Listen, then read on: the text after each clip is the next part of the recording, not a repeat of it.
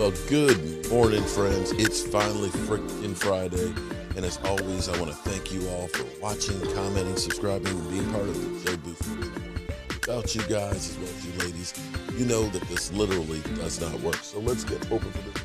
And let's wake up the football gods this morning. The day after tomorrow is Super Bowl Sunday. We're going to be having a little Super Bowl party here. DMV will be here. David Wiley will be here. E2 Blue will be here. I'll be here. And food will be here. We definitely will be watching the Super Bowl, the grand finale of the NFL season.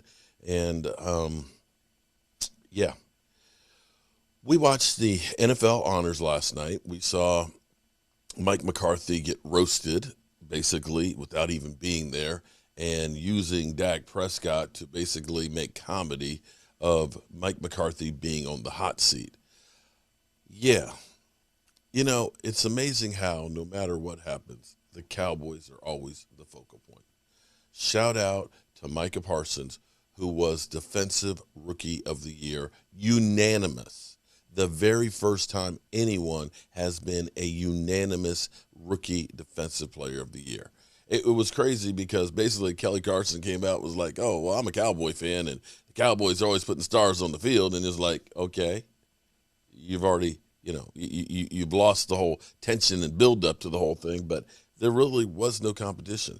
He was an absolute beast. He was so good that in the voting for Defensive Player of the Year, he got 5 votes. Aaron Donald got 2. So that lets you know where people are looking at this. Dak Prescott did not get Comeback Player of the Year. It's actually amazing the way Cowboy fans, for whatever reason, or people in general, just don't ever want to give credit to Dak Prescott. Here it is. I'm not trying to belittle what Joe Burrow did on here. Comeback Player of the Year is supposed to be about a person who you didn't think could come back, that made a comeback, that they changed everything. They've had catastrophic things happen to them. I'm not sure that Joe Burrow's injury, although now we have revisionist history where people will actually say Joe Burrow's injury was worse than Dak Prescott. It was an ACL and an MCL. That's something that Adrian Peterson came back from in 6 months and ended up leading the league in rushing. When you saw what happened with Dak, when you talk about complete fracture of the bone, I think that's worse. But, you know, it'll be up for debate by everybody. You know, people will say, well, Dak didn't go to the Super Bowl, so he doesn't deserve it. It's Comeback Player of the Year. The Dallas Cowboys had the #1 amount of points, the #1 in yardage, led by him without being #1 in running the football. He ended up having the Dallas Cowboys single-season record in touchdown passes. And before you say, well, it's a 17-game season, he only played 16 of them. He dealt with shoulder issues, calf injury, and, of course, the ankle, and still performed. That's just my personal opinion, and you can't take that away from me. Somebody else who thinks that he was robbed is one Jerry Jones. In fact, Jerry Jones was caught yesterday saying he's going to be crying in his pillow. Let's listen to everything that is Jerry Wayne Jones. Jerry, when DeMarcus Ware didn't get selected for the Hall to your left, please. Well, we're Jerry to your left. Of course, disappointed. He's such a great person in Dallas Cowboys. Unquestionably, he'll be in the Hall of Fame. Jerry, right here. We're just right there. How many years you think it'll take? What about Burrow taking Comeback Player of the Year over Dak? Let him walk. My camera here. Let him walk. We need to move. They should have had Cole come back. Dak deserved that. He's just, frankly, heroic the way he came I'll take back. that pen, Jerry. The I'll way take the pen, actually and then you're performed done. #1 offense in the NFL. That should have been a cold comeback. A cold comeback. But I don't want to take anything away from Burrow. My camera here. What do you think about Left? We're sticking with response to Jimmy. Response to Jimmy? Jimmy's a great teammate, great great time with the Cowboys. We both had it. We got to share a national championship, got to share 2 Super Bowls. You couldn't have had a couple of knotheads having any better than Jimmy Johnson. Hey, Jerry, what do you think of the Redskins do now? I think the world of Jimmy Johnson. When y'all hear it sounds like over these Los Angeles hills, when you think they got one of these mountain lions with his tail caught underneath the house, that's me screaming in my pillow for not being in this Super Bowl game. Hey, Jerry, you mind this one? Thank you, guys. Thank you, Johnny. Me screaming in my pillow for not being here at the Super Bowl. He touched on a couple of things there, that DeMarcus Ware, he will be in the Hall of Fame. Basically, it's, if there's a lot of noise around and so on, so it's hard to hear all of it. But DeMarcus Ware, you thought would be a first ballot Hall of Famer, just didn't get in there. It was a strange class that did get in there. And then talking about Dak Prescott, he thinks, as he said, cold comeback player of the year. I'm not sure what the cold part is, but basically saying that it was heroic what he did, number one offense and things, and not to take anything away from Joe Burrow, but it was heroic, as Jerry Jones put it, coming back the way he did. And I have to kind of agree with that myself, because I look at Alex Smith, and Alex Smith, believe me, that he deserved to be comeback player of the year. But it was just about him going through the tragedy of seeing something horrendous like you did, the 17 surgeries. It wasn't about how far he went in the season. He only played a handful of games and ended up getting comeback player of the year. Quite frankly, his season was nothing remarkable at all, other than the fact that he actually was able to get back on the field. And when you saw that ankle snap the way it did, knowing that he had 2 surgeries in the offseason to put it together, knowing that he couldn't even start working out until late in the season, knowing that he had another injury that kept him out of all of preseason, the fact that he ended up doing what he did, you got to look and say, wow, that's one hell of a comeback. My opinion, and opinions, of course, are your own personal thoughts. And that's neither right or wrong. It's just a personal opinion. And listening to some of the tweets and some of the things that people have said, that he don't deserve shit. It's like, okay, whatever. That's cool.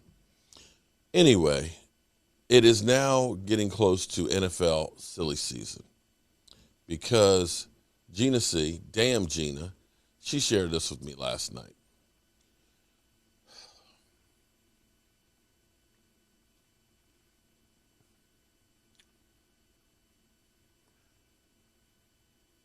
Even during the Super Bowl, even during the awards ceremonies, it's all about the Cowboys. It literally is. Here it is, the Rams play against the Bengals on Sunday. It's got nothing to do with the Dallas Cowboys.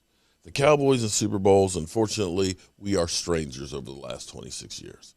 And that's hardcore. I hate to say that. Somebody actually said that my videos lately have been hard to watch and depressing. Well, I'm not going to sugarcoat and bullshit you. Not going to sugarcoat and bullshit you. I'm going to try and tell you the truth. I would rather people tell me the truth as opposed to what I want to hear. Because then you're prepared and you understand. You're not setting yourself up for failure or disappointment. You know what to expect. And I'm sorry that, it's not all unicorns and flowers and things like that. But we got some real issues to deal with. We got players that are going to be going bye-bye. We got cap casualties. We got free agents we're going to lose.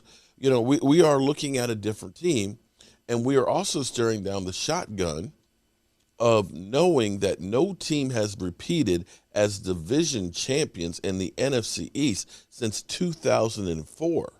We are going on 20 years, and it doesn't matter how good you looked that year, winning Super Bowls like the Eagles and the Giants did. Nobody, and I mean nobody, has repeated. We now have that big boy schedule. We don't have the 12 draft picks that we had last year. We have some real stuff to deal with, and I'm going to be real as I can on it. With that being said, how the hell this came up from Undisputed. Cowboys would trade Micah Parsons and a first round for Aaron Donald.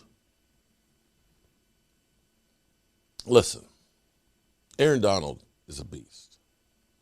Aaron Donald has been one of the greatest players over the last 10 years. But to say that you would trade Micah Parsons, who coming out the box, 13 sacks as a part-time edge rusher, 84 tackles. He has done something that nobody has done ever in being unanimous Defensive Rookie of the Year. You would actually say trade him a number 1 pick for Aaron Donald, who is getting older? I just have to, I'm trying not to do Undisputed because Skip Bayless is just not one of my favorites. But I have to share this because this is the kind of bullshit that lets you know that without the Dallas Cowboys, nobody gives a rat's ass. He's right. Okay, we can go far enough. That's far enough here because it'll rot your brain. Not taking away anything from Aaron Donald. Aaron Donald is a beast. Aaron Donald is great. But you're talking about a guy who's now getting up there in age. You're talking about now Micah Parsons, who's only a rookie, who hyperextended his knee going into the season, doing what he did, having not played football the year before. The potential payoff and windfall is you could be having 8, 9, 10 years of an incredible player. I don't know that Aaron Donald has got 8, 9 more years of playing at that elite level. And to say that you would trade Micah Parsons and the number 1 right now, come on, man. That's a clickbait if I've ever heard one or not.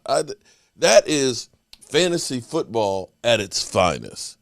Anyway, I've got lots of work to do because I'm excited about having work to do.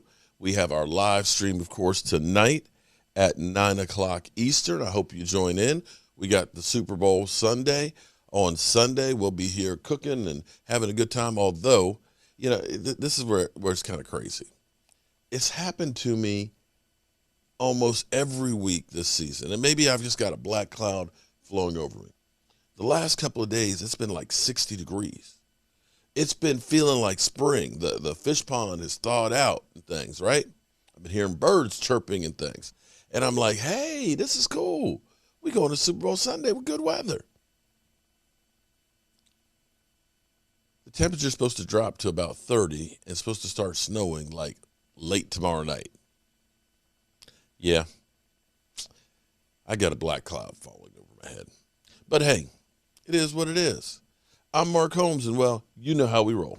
Mark Holmes here, and as always, I want to thank you all for watching, commenting, subscribing, and being part of the show. Have a great day.